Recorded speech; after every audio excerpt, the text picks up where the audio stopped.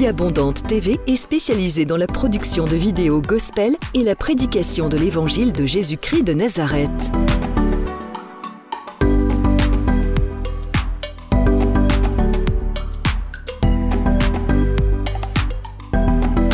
N'hésitez pas à vous abonner à notre chaîne YouTube Vie Abondante TV et sur notre page Facebook.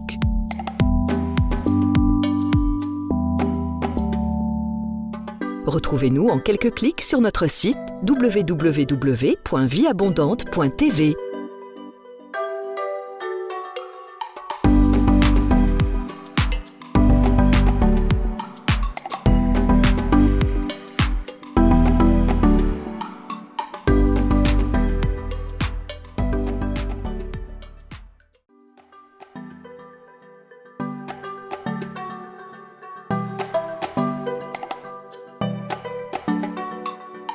Vie Abondante TV est spécialisée dans la production de vidéos gospel et la prédication de l'évangile de Jésus-Christ de Nazareth.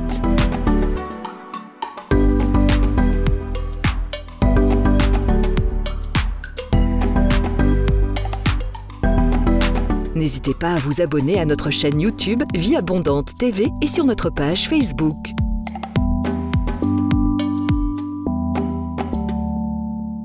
Retrouvez-nous en quelques clics sur notre site www.vieabondante.tv.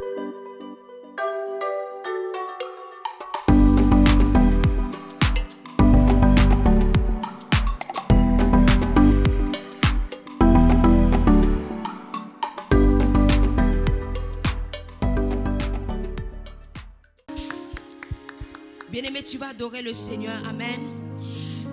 Pendant que nous sommes là, tu n'es pas venu pour voir la sœur Juliette, tu n'es pas venu pour voir ton ami ou ta sœur de l'église parce que il ou elle ne peut rien te donner. Mais aujourd'hui, tu vas t'abandonner entre les mains du Seigneur. Voilà pourquoi nous allons chanter ce chant qui dit tout simplement, tant que tu donnes un chant, je te donne mes louanges. Fais de moi un vase pour ta gloire. Alléluia. Pendant que nous sommes en train d'adorer, si tu veux prier, lever ta voix et adorer le Seigneur, tu peux le faire avec nous. Oh, nous chantons la grande prière qui monte dans mon cœur. Garde ton ciel ouvert sur moi. Fais de moi un vase pour ta gloire et que ma vie te plaise à jamais. Que chaque jour je demeure à tes pieds pour t'offrir ma vie en sacrifice.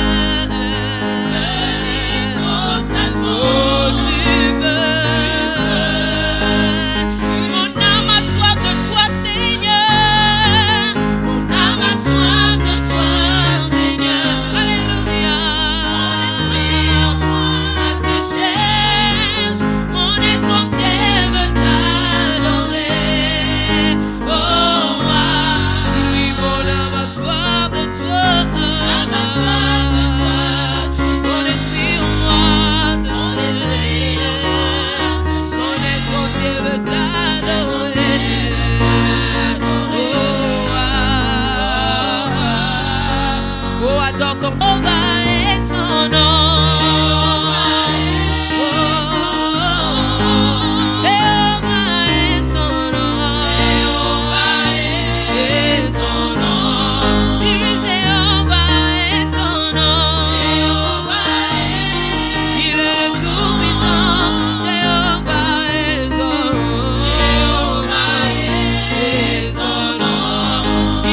Puissant guerrier,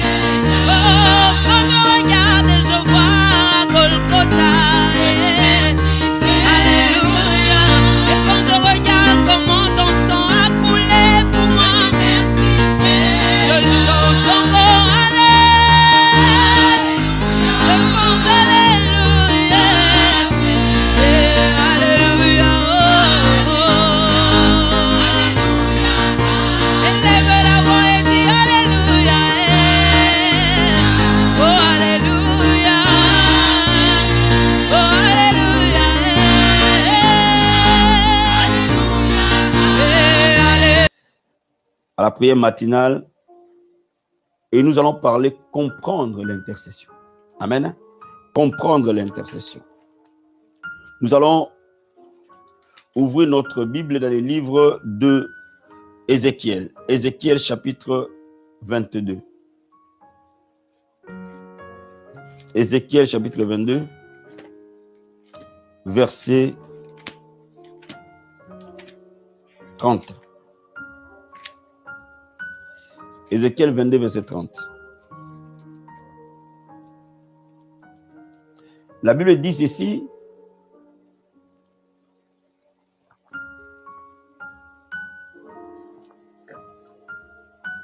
Je cherche parmi eux un homme qui élève un mur, qui se tienne à la brèche devant moi en faveur du pays, afin que je ne le détruise pas, mais je n'en trouve point. Ça, c'est notre parole prophétique de cette semaine. Ézéchiel chapitre 22, verset 30.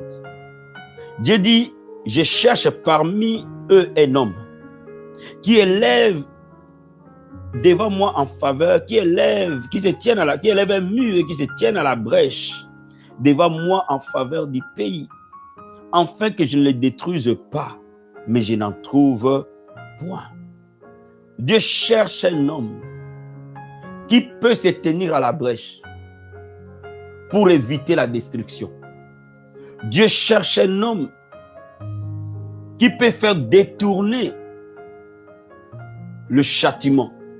Dieu cherche un homme qui peut faire assez que sa volonté se réalise. Peut-être que tu es en train de me suivre. Peut-être qu'aujourd'hui, c'est ton appel. Peut-être qu'aujourd'hui, c'est ce que Dieu attend de toi et attend de moi. Dieu cherche. Dieu cherche. Job chapitre 9, verset 32 à 34. Job chapitre 9, verset 32 à 34.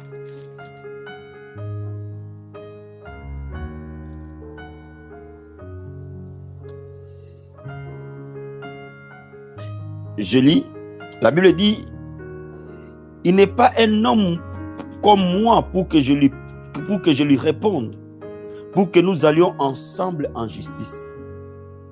Il n'y a pas entre nous d'arbitre qui pose sa main sur nous deux et qui retire sa verge de dessus moi, et que cette terreur ne me trouble point.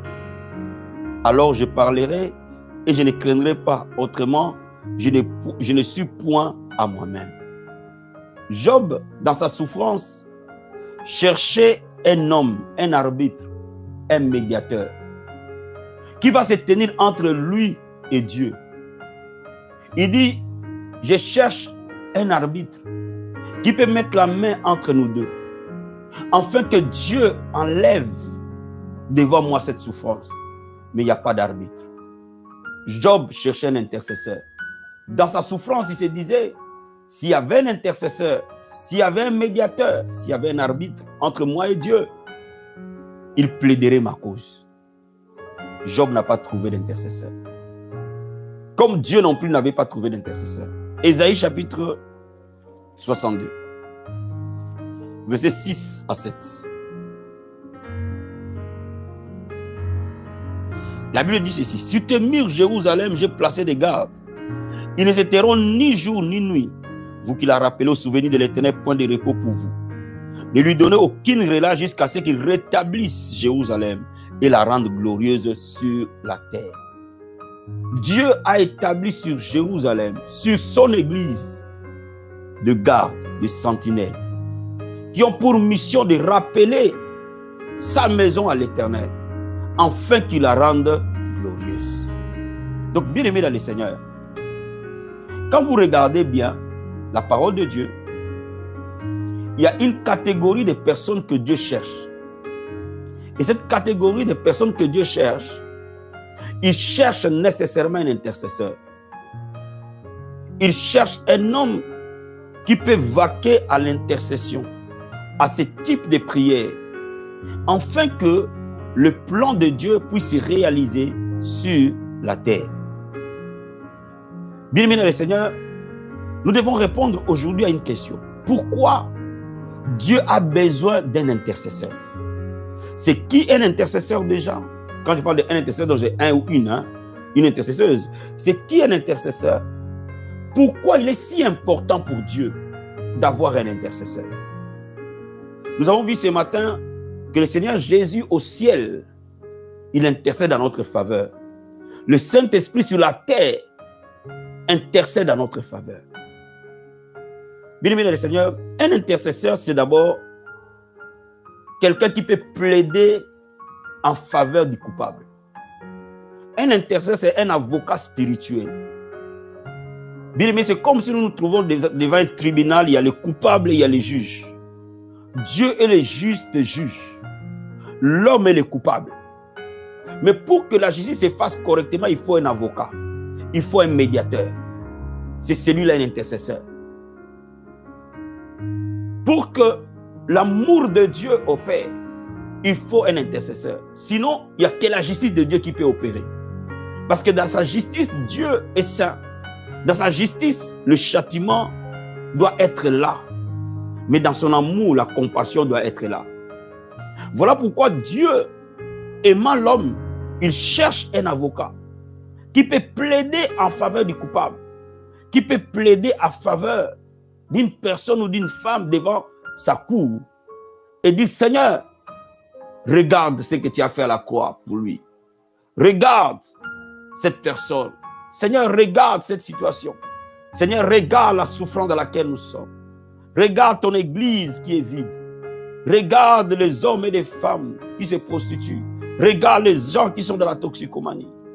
Dieu cherche ces personnes, un avocat, un médiateur, un intercesseur est un avocat à la cour suprême de Dieu. Est-ce que je me fais comprendre? Mais il est important de comprendre la logique de Dieu quand on est en train de parler de l'intercession. Pourquoi il est si important au point que Dieu dit: je cherche un intercesseur? Amen. Est-ce que je me fais comprendre?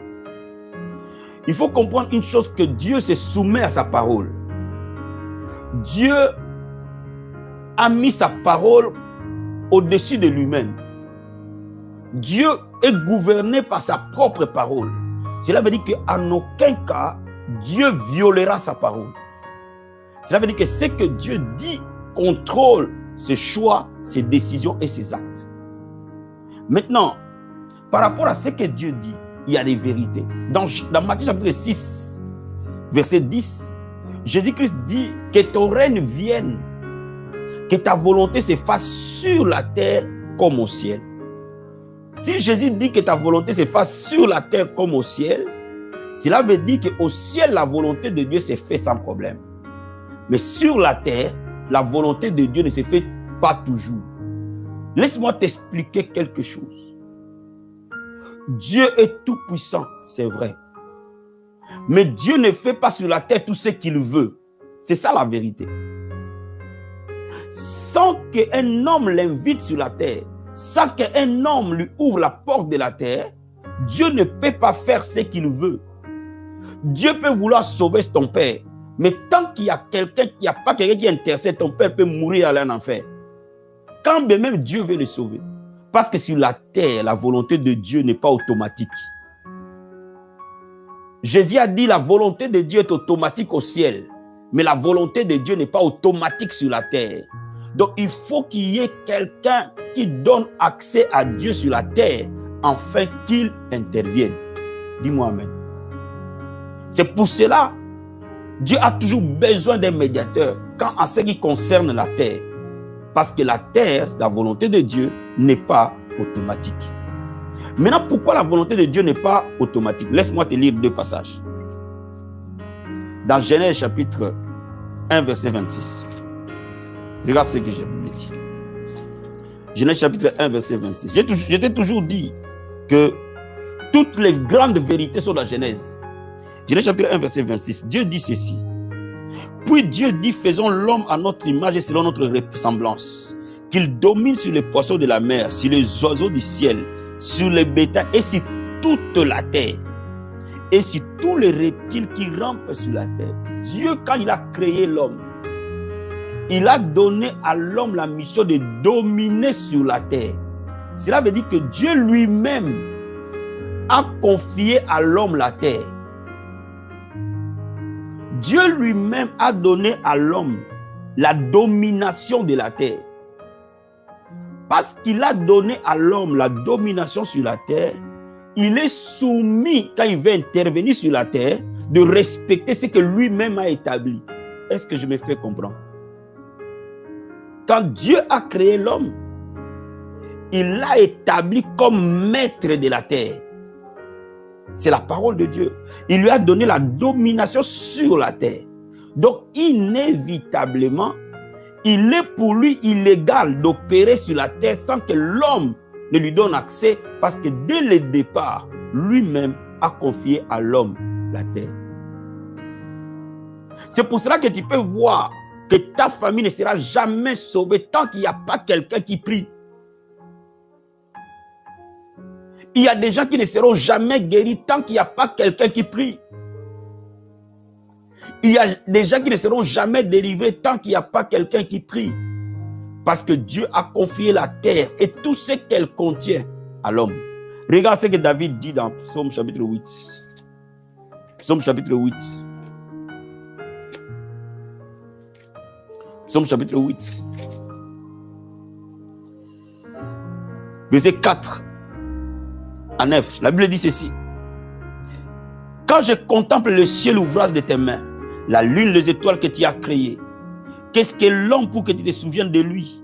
Et le fils de l'homme pour que tu prennes garde à lui? Écoute bien.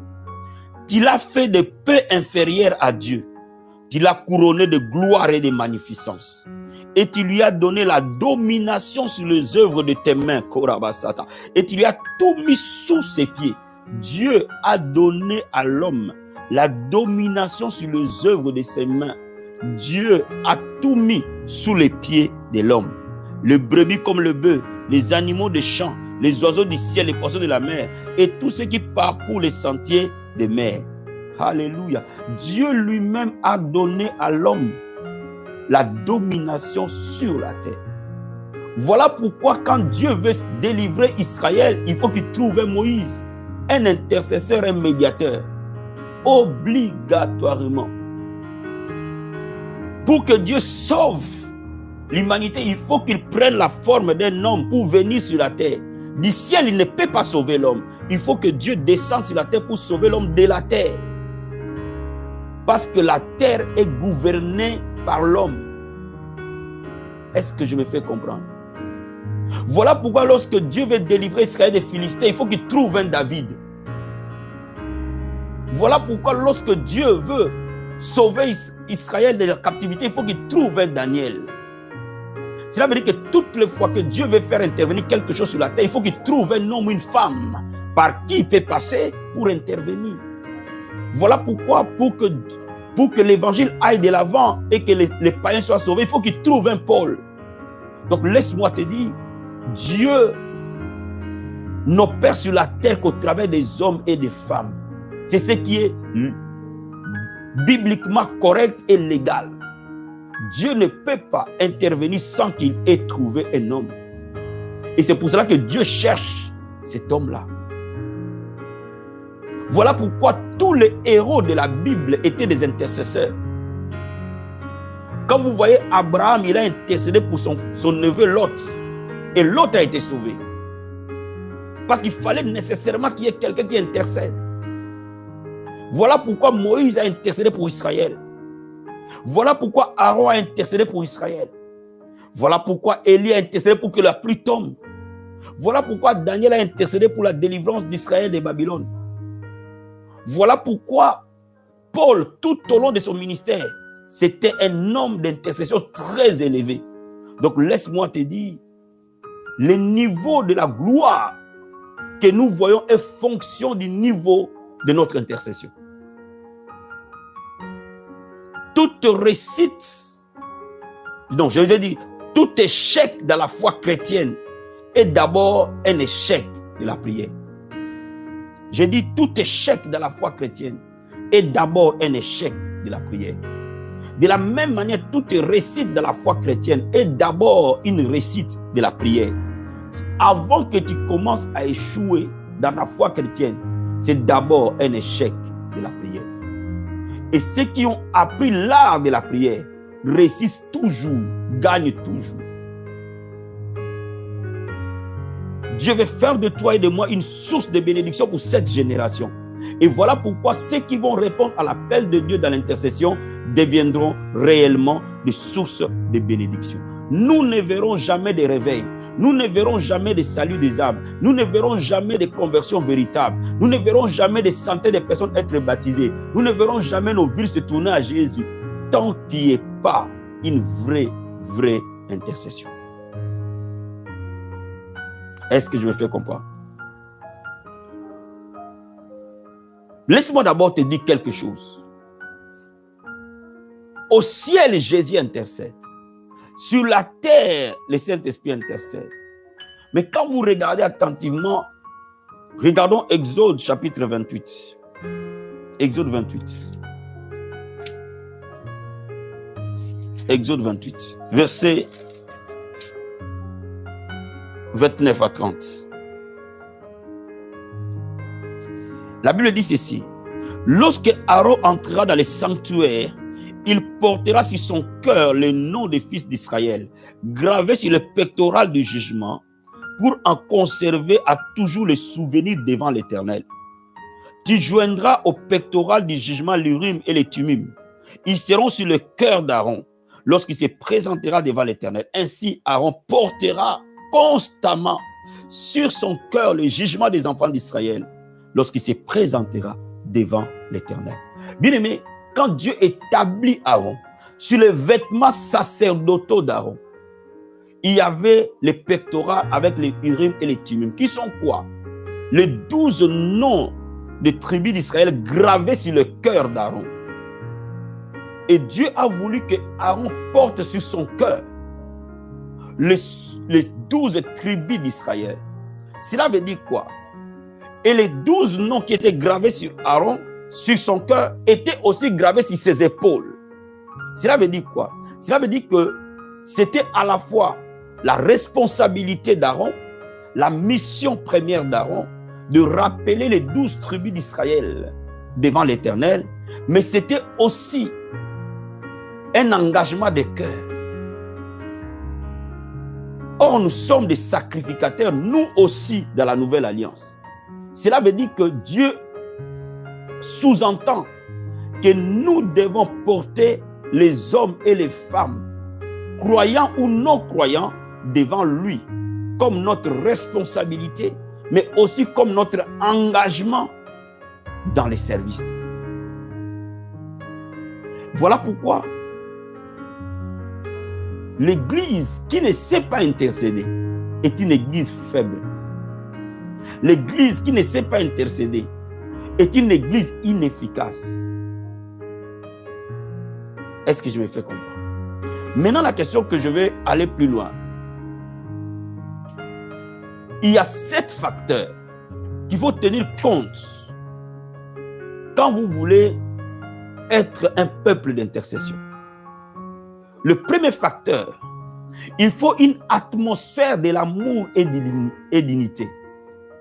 On ne peut être dans une atmosphère réelle d'intercession que lorsque nous sommes remplis d'amour et d'unité. Voilà pourquoi Jésus dit de prier pour nos ennemis. Parce que l'intercession, qui est notre mission, qui est notre devoir, ne peut opérer que là où il y a l'amour et il y a l'unité. Voilà pourquoi la Bible déclare que l'homme et la femme ne se chamaillent pas, afin que cela ne fasse pas obstacle à leur prière. Donc laisse-moi te dire, lorsque vous voulez être un intercesseur, vous devez être une personne qui vise l'amour, qui vise l'unité. Vous ne pouvez pas être une personne conflictuelle, parce que le conflit détruit la puissance de l'intercession. Donc vous devez être une personne qui privilégie l'amour, l'unité et les dialogues, afin que la puissance de l'intercession soit opérationnelle au milieu de nous. Deuxième vérité, la compassion. La compassion veut dire avoir pitié des autres. Pourquoi Jésus était puissant? Parce que Jésus était rempli de compassion. Bien aimé, un intercesseur ne juge pas. Un intercesseur a compassion. Un intercesseur ne peut pas juger. Un intercesseur a toujours compassion. Regardez les autres avec compassion. Regardez les perdus avec compassion. Regardez ceux qui pêchent avec compassion. Parce que dès l'instant où tu commences à juger, tu ne peux plus intercéder. Parce que même s'il y a quelqu'un qui a tué, il a quand même besoin d'un avocat. Même un violeur à série, il a besoin d'un avocat. Même le plus vil des hommes a besoin d'un avocat. Toi, tu es son avocat. Donc, tu ne peux pas les juger. Tu ne peux qu'avoir compassion de lui. Troisième vérité. Nous devons nous identifier. Prendre place à ceux qui sont délaissés, ceux qui souffrent, ceux qui sont oppressés. Vous ne pouvez pas intercéder tant que vous ne prenez pas place à la souffrance des autres. Et c'est pour cela que les vrais intercesseurs, quand ils s'unissent dans la prière, ils peuvent ressentir les souffrances de l'âme de quelqu'un. Et c'est pour ça que la Bible nous dit que nous intercédons par des soupirs inexprimables. Vous voyez, le Saint-Esprit, à un moment donné, en tant qu'intercesseur, pleure. Pourquoi il pleure? Parce qu'il s'identifie à notre souffrance. Il y a des moments, dans les moments les plus élevés de l'intercession, vous pouvez ressentir les chagrins des gens. Vous pouvez ressentir leur douleur. Vous pouvez ressentir leur souffrance. Pourquoi? Parce que tu ne peux pas intercéder pour quelque chose ou quelqu'un où tu es totalement étranger. Est-ce que je me fais comprendre? Quatrième chose, la ferveur. La Bible dit la prière fervente du juste a une grande efficacité. La prière fervente du juste. Amen, amen. Ferveur veut dire être chaud. Un intercesseur n'est pas tiède. Un intercesseur est bouillant. Il faut de la ferveur pour intercéder. Il faut de la détermination pour intercéder. Vous ne pouvez pas intercéder en étant tiède. Il faut une atmosphère de ferveur. Parce que la prière d'intercession demande que vous ayez les ailes, que vous soyez fervent d'esprit, que vous soyez très passionné, très déterminé à remporter des victoires. Vous voyez, parfois un homme de Dieu peut venir, il prophétise. Mais après la prophétie, il faut qu'il y ait des gens qui sont fervents d'esprit pour intercéder. Après que Élie ait prophétisé, il fallait qu'il se tienne à la montagne du mont Carmel pour qu'il prie. Vous voyez, quelqu'un peut parler par la foi, cela ne veut pas dire que ça s'accomplit. Il faut que l'intercession prenne les relais avec ferveur, avec détermination, pour que ce qui est décrété se réalise. Donc les intercesseurs ne sont pas des gens timides, ni des gens tièdes, mais sont des gens fervents de l'esprit, passionnés pour voir la chose s'accomplir. Il faut de l'espérance. Vous ne pouvez pas intercéder si vous êtes défaitiste dès le départ. Vous ne pouvez pas intercéder si vous voyez la grandeur du problème et non la grandeur de Dieu. Donc vous devez espérer contre toute espérance. Quand les gens n'espèrent plus, les intercesseurs continuent à espérer. Quand les gens perdent espoir, les intercesseurs doivent continuer à espérer. Parce qu'ils savent que Dieu est fidèle. Ils savent que le Rédempteur est vivant. Et lui se lèvera et les choses changeront. Quand l'église se décourage, les intercesseurs doivent être debout. Quand les hommes et les femmes ne savent plus où mettre la tête, vous devez garder l'espérance. Votre espoir doit rester vivant. Votre espoir doit rester en place. Parce que le Rédempteur est vivant. Il se lèvera. Il se lèvera les derniers. Même quand les médecins ont dit que cette femme-là n'aura pas d'enfant, les intercesseurs disent oui, le médecin a dit, mais nous devons espérer. Voilà pourquoi les intercesseurs doivent être des personnes de grande foi et de grande espérance. Les intercesseurs n'abandonnent jamais jusqu'à ce que l'accomplissement se réalise. La persévérance. La persévérance. Quand vous entrez dans l'école de l'intercession, vous entrez dans l'école de la patience et de la persévérance. Cela veut dire que les intercesseurs n'abandonnent jamais. Jamais, alors jamais. Même quand tout marche de travers, toi reste debout sur l'autel, à genoux devant la face de Dieu et dire au Seigneur, tu nous as dit, tu nous as promis, tu nous as parlé, tu as parlé sur nos vies, sur nos destinées, tu as parlé sur cette vie abondante. Ça s'accomplira certainement, Seigneur. Ta main s'élèvera, quelle que soit la tempête, Seigneur. Nous nous tenons là devant ta face et nous prions. Bien, mais quand vous êtes là en train de persévérer, mon ami, l'ennemi ne peut que lâcher. Voilà, Dieu cherche ces personnes-là qui ne regardent pas la tempête, mais qui regardent la promesse et qui disent, Seigneur, tu as dit, tu es fidèle. Seigneur, tu as dit, tu accompliras. C'est que ta bouche parle, ta main l'accomplit. Il faut qu'il y ait ces hommes et ces femmes qui ne regardent pas aux humeurs des gens, qui ne regardent pas aux humeurs des personnes, mais qui regardent à la promesse de Dieu et qui disent, Seigneur, tout est possible, tout est encore possible. Ils doivent persévérer jusqu'à ce que le ciel s'ouvre, jusqu'à ce que la pluie tombe, jusqu'à ce que les miracles arrivent. Ces personnes sont importantes, extrêmement importantes. L'atmosphère de l'intercession, ce n'est pas l'atmosphère du jugement. Les intercesseurs n'excluent personne. Ils doivent prier pour les bons et pour les méchants. Ils doivent prier pour tous ceux qui sont gentils et pour ceux qui sont difficiles. Quand vous entrez dans l'école de l'intercession, vous entrez dans l'école de non-discrimination. Il n'y a pas de discrimination quand vous intercédez. Parce que vous aurez toujours des gens gentils, mais vous aurez toujours des gens moins gentils. Alors vous ne allez pas prier que pour les gens gentils. Dieu attend de vous que vous priez aussi pour ceux qui ne sont pas gentils. Cela veut dire quoi? Cela veut dire que l'école de l'intercession est l'école qui rassemble. Une église d'intercession est une église qui rassemble. Voilà pourquoi vous allez voir, quand une église se met à prier vraiment, elle s'élève, elle commence à prier, les tensions s'apaisent. Les tensions s'apaisent. Pourquoi? Parce que l'intercession a tendance à nous rassembler. L'intercession a tendance à ne pas regarder chacun sur nos faiblesses, mais à regarder sur ce que Dieu peut faire au travers de nous. Laisse-moi te dire, Dieu n'a jamais utilisé des gens parfaits. Dieu utilise les imparfaits pour une œuvre parfaite. Quelqu'un comprend ce que j'explique? Dieu utilise les gens imparfaits pour une œuvre parfaite. Donc Dieu peut être capable de nous façonner et de nous modeler, en fait de nous faire des vases. Et c'est ça notre témoignage. Alléluia. Je vais te dire encore autre chose. Quelles sont les qualités qu'un intercesseur doit avoir? Moi, je t'ai parlé des facteurs de l'intercession. Maintenant, je vais te parler des qualités qu'un intercesseur ou une intercesseuse doit avoir. Première chose, un intercesseur doit bien connaître la parole de Dieu. Il doit bien connaître la parole de Dieu. Tu ne peux pas être un avocat si tu ne connais pas le code. Tu n'auras pas de quoi défendre ta cause.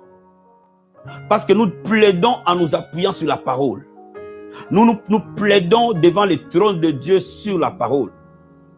Nous plaidons contre Satan sur la parole. Donc, on ne peut pas être un intercesseur si on est ignorant de la parole. Parce que si vous êtes ignorant de la parole de Dieu, vous allez mettre vos propres sentiments et ça ne marchera pas. Mais si vous connaissez la parole de Dieu, vous pouvez vous en tenir à la parole. Les intercesseurs connaissent la parole. C'est parce que sur base de la parole qu'ils prient. Ils ne prient pas sur base de leurs émotions, ils ne prient pas sur base de leurs affinités, mais ils prient sur base de la parole. Donc, quand vous choisissez le chemin de l'intercession, vous devez choisir le chemin de la parole. Première chose. Deuxième chose, tout intercesseur doit être un homme de discrétion. Un homme qui sait garder secret. Parce que quand vous commencez à intercéder, Dieu va vous faire entrer dans son conseil secret. On ne peut pas être un intercesseur si on est ce qu'on dit chez nous, tout bas. Si on est ce qu'on dit chez nous, les gens qui parlent tout le temps, qui ne savent même pas ce qu'il faut dire, ce qu'il ne faut pas dire. À force de parler, un intercesseur ne peut pas être une personne qui divulgue le secret. Pourquoi? Parce que déjà, de part de Dieu, pour qu'il intercède, il va lui montrer les états d'âme des gens. Il va leur montrer ce que les gens sont réellement. Quand tu commences vraiment à intercéder, Dieu peut te montrer les sorciers. Et tu sais que tel est sorcier, tel est sorcière, tel est sorcier. Mais si tu commences à dire tel est sorcier aux gens, mais c'est grave. C'est grave. Cela veut dire qu'il y a des choses que Dieu va montrer aux intercesseurs. Il ne montrera pas à tout le monde. Voilà pourquoi si tu es un leader numéro 1, tu dois être le premier intercesseur de l'église. Parce que Dieu parle aux intercesseurs. Il faut absolument que tu saches qu'est-ce que tu dis, qu'est-ce que tu ne dis pas. Il y a des choses que Dieu te montre que pour que tu pries seulement, c'est tout. Et non pour que tu fasses part à quelqu'un, pour que simplement tu pries. Première chose. Deuxième chose, parce que tu vas prier pour les gens vont venir se confier à toi. Se confier à toi en tant que leader, se confier en toi en tant qu'organe. Dans l'intercession, il y a ce qu'on appelle l'intercession de leader, mais il y a ce qu'on appelle l'intercession en tant qu'organe. Cela veut dire quoi? Cela veut dire que lorsque on a une bonne intercession, un homme de Dieu peut demander à un groupe d'intercession en disant il y a tel problème, j'ai besoin que vous priez pour ça. Donc, comme ils sont des médecins, il faut aussi leur dire le mal. Mais si les vies privées des gens commencent à être dans la place publique, ça pose un problème. Il y a des choses qui sont censées rester secrètes dans la vie. J'ai dit, aujourd'hui dans le corps de Christ, il y a des choses que je n'arrive pas à comprendre. Comment veux-tu comprendre que ce qui est dit dans un entretien pastoral, vous savez, quand vous arrivez chez un pasteur, c'est comme si vous arrivez dans un cabinet d'un médecin. C'est comme si vous arrivez dans les cabinets d'un avocat. Ce qui se dit entre un avocat et son client est censé rester secret. Ce qui est dit entre un pasteur, un leader et le peuple est censé rester entre vous. De la même manière, la faiblesse du corps de Christ aujourd'hui n'est rien d'autre que la faiblesse de la notion de discrétion. Nous ne savons pas garder silence. Mais quand tu choisis d'être intercesseur, tu dois apprendre à fermer ta bouche. Et toute personne qui ne ferme pas ta bouche ne peut pas être à l'intercession. Ce n'est pas sa place. Ce n'est vraiment pas sa place. Est-ce que je me fais comprendre? Un intercesseur doit acquérir de la sagesse. Il y a des choses que Dieu va te confier. Mais ce n'est pas pour le communiquer maintenant. Il faut savoir quand, où, comment parler des choses secrètes. Donc il y a des choses que Dieu nous confie. Il y a des choses que notre position nous confie. Il y a des choses que nous ne dirons pas. Nous allons mourir avec ça. Il faut que tu comprennes ça. Tu ne peux le dire qu'à ton autorité, pas à ton subalterne. Il y a des choses qu'on ne dit qu'à l'autorité et non subalterne. Parce que l'autorité est engagée au même secret que toi. Il y a des choses que vous allez porter jusqu'à ce que vous mourrez avec. Il y a des choses que vous ne direz pas aujourd'hui, que vous direz peut-être 10 ans après. Dieu vous l'a confié pour que vous commenciez à prier. Et que quand vous aurez totalement la victoire, c'est à ce moment-là que vous pouvez les sortir et les dire. Donc il y a des choses que vous direz une année après, 2 ans après, 10 ans après. Parce que si vous les sortez aujourd'hui, vous êtes faible, le diable va en profiter pour vous détruire. Il y a des choses que vous direz qu'à un groupe restreint. Il y a des choses que vous ne pouvez pas dire aux médias. Il y a des choses qui se disent que hors caméra. Il y a des choses qui ne peuvent se dire que dans un bureau. Il y a des choses qui ne peuvent être dites qu'à moitié. Cela veut dire que tu ne dis pas tout, tu dis juste un bout. Tout ça, ça demande de la sagesse et du discernement. Aujourd'hui, nous sommes victimes de notre manque de sagesse et de notre manque de discernement. Et voilà pourquoi nos églises sont très fragilisées. Un intercesseur est un combattant. Tu ne peux pas être intercesseur si tu n'es pas combatif. Je dis, tu ne peux pas être enrôlé. Vous savez, quand Dieu parle de l'intercession, il parle de l'armée. Quand la Bible parle de l'armée de l'Éternel, la Bible parle du groupe des intercesseurs. C'est ce que eux que Dieu considère comme l'armée.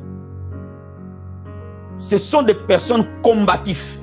Cela veut dire qu'il faut être très combatif. Quand tu rentres dans l'intercession, il faut être combatif. Il faut apprendre parfois à dormir moins d'heures. Être capable de tenir des jours, des semaines, des mois dans la prière, des années dans la prière. Il faut être très combatif. Très, très combatif. Donc le monde de l'intercession, ce n'est pas le monde de faibles. C'est un monde de guerriers. Vous devez apprendre à devenir très combatif. Vous devez apprendre parfois à dormir 3 heures dans une nuit. Pas tout le temps, mais il y a des moments où Dieu t'amènera à dormir 3 heures dans une nuit et tu restes debout et tu pries. Et tu pries, et tu pries, et tu pries. Il y a des moments où le Saint-Esprit va t'amener à prendre plus de jours de jeûne par semaine que les jours normaux. Dans les 7 jours de la semaine, parfois tu vas prendre 4 jours, 5 jours de jeûne chaque semaine. Tu dois être combatif. Dieu va te tailler à ce que tu sois combatif. Jusqu'à ce que tu remportes des victoires. Jusqu'à ce que la famille dans laquelle Dieu t'a établi commence à remporter des victoires. Dieu, un intercesseur doit être une personne disciplinée et déterminée. Si tu n'as pas là une forte discipline, une forte détermination, tu ne peux pas être un intercesseur. Parce que quand tout le monde se décourage, toi tu dois être debout. Quand tout le monde n'a plus de force, c'est toi la locomotive. Dieu a besoin de toi pour que ses troupes soient toujours hauts, soient toujours forts, pour que son armée reste debout. Donc il faut que tu sois très discipliné et très déterminé. Déterminé de voir la gloire de Dieu. Déterminé à ce que Dieu dit est la vérité. Que mes yeux le voient, que les yeux ne le voient pas. Que les gens disent le contraire, ce que Dieu a promis, il le réalisera. Et de rester déterminé. Mais en dernier, il est le rémunérateur de ceux qui les cherchent. Les gens qui font bien leur travail pour Dieu, Dieu les honore. Si vous êtes intercesseur, croyez-moi, il y a des choses que Dieu va vous donner qu'il ne donnera pas à tout le peuple. La manière que Dieu va te bénir, changer ton histoire. Parce que si tu l'honores, Dieu t'honorera. Quand tu es fidèle à la mission que Dieu t'a confiée, nécessairement Dieu sera fidèle avec toi. Et c'est pour cela que l'église qui est fidèle à la mission de l'intercession est une église prospère, bénie, forte. Regardez, depuis que nous avons commencé cette chaîne qui est une chaîne de prière, regardez comment l'église change. Et l'église, la vie abondante de toute cette famille va devenir de plus en plus forte. Et nous manquerons où mettre les gens. Ça c'est sûr, ça c'est certain. Je vous dis, il y a des choses que je vous voyais aujourd'hui, j'ai commencé à vous les dire il y a 15 ans de cela, il y a 10 ans de cela, il y a 5 ans de cela. Mais vous les voyez aujourd'hui. Mais je vous dis aujourd'hui, là, que dans 3 ans, 5 ans, nous manquerons où mettre les gens. Et je vous dis aujourd'hui, là où je vous dis, que nous manquerons des serviteurs pour s'occuper des gens. Nous manquerons des pasteurs pour s'occuper des gens. Parce que la vie abondante ne sera plus jamais la même. C'est fini. C'est terminé. Parce que nous avons compris notre rôle, notre mission. Et nous nous sommes entrés dans cette mission. Donc tu es là en train de me suivre. Crois-moi, dans 2 ans, 3 ans, il y aura un groupe de gens qui sera à Lille et qui aura besoin d'un pasteur. Il y aura un groupe de gens qui sera dans le 77 qui aura besoin d'un pasteur. Il y aura des gens qui seront un groupe de 30, 40, 50 personnes quelque part qui auront besoin de quelqu'un. Et c'est toi que Dieu va envoyer. Sois prêt. Sois prêt.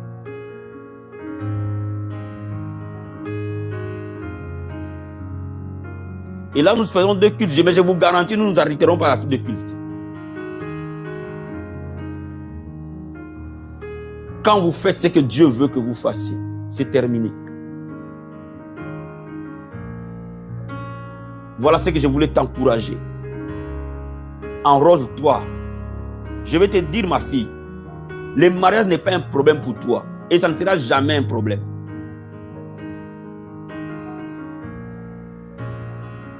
Parce que Dieu s'arrangera pour que tu te maries. Mais pas avec n'importe quel voyou.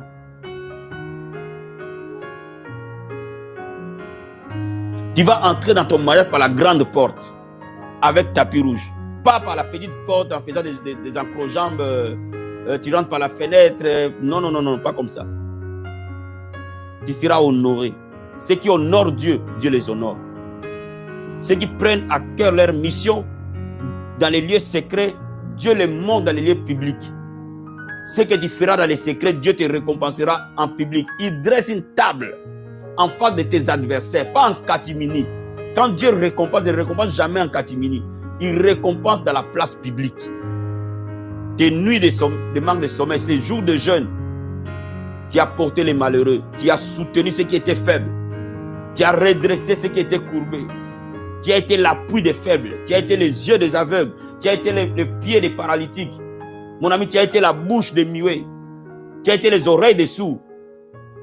Bien-aimé, Dieu de gloire sera ton appui à jamais. Tu verras la grâce de Dieu sur toi et tes enfants, de génération en génération. Ce que tu es en train de faire aujourd'hui, tu le verras sur tes enfants, tu le verras sur tes petits-enfants. Choisis la voie de Dieu d'intercéder. Tu ne seras plus jamais la même personne. Que Dieu te bénisse.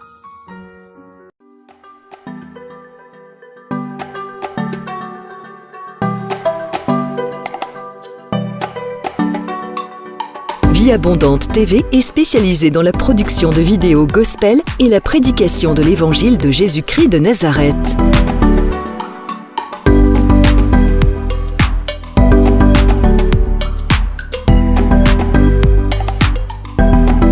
N'hésitez pas à vous abonner à notre chaîne YouTube Vie Abondante TV et sur notre page Facebook.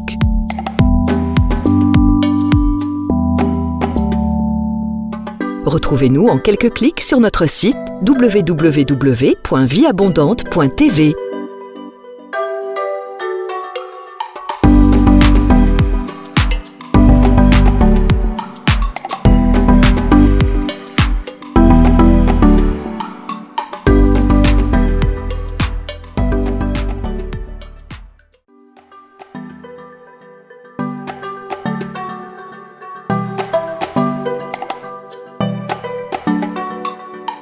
Vie Abondante TV est spécialisée dans la production de vidéos gospel et la prédication de l'évangile de Jésus-Christ de Nazareth.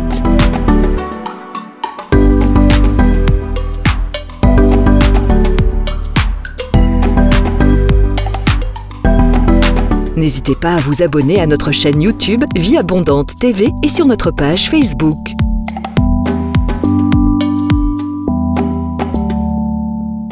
Retrouvez-nous en quelques clics sur notre site www.vieabondante.tv.